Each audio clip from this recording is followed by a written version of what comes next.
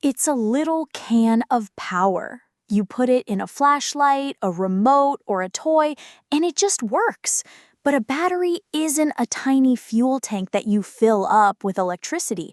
The mind blowing fact is that a battery actually doesn't store electricity at all.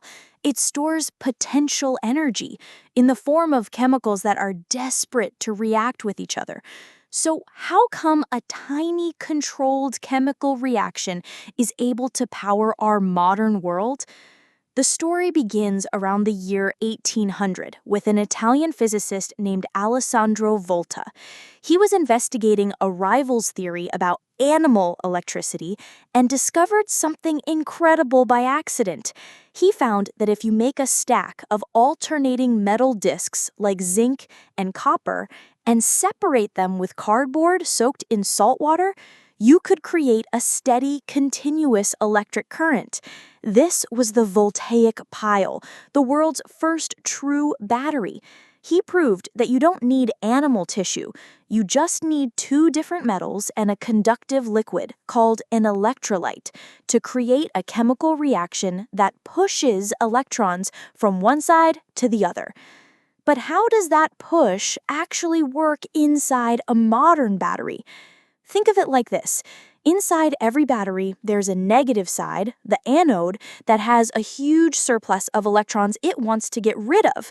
There's also a positive side, the cathode, that desperately wants to take on electrons. The two sides are separated by the electrolyte, which acts like a wall, preventing the electrons from going straight across.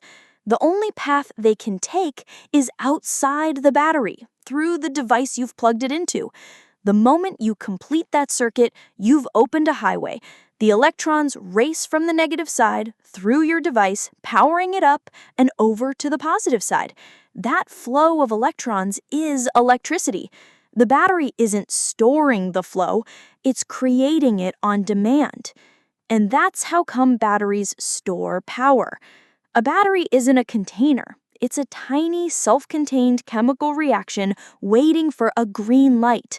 The moment you complete the circuit, you're allowing the chemicals to finally react, creating a flow of energy. When you recharge a battery, you're just using electricity to force that chemical reaction to run in reverse, resetting the ingredients so they can go again.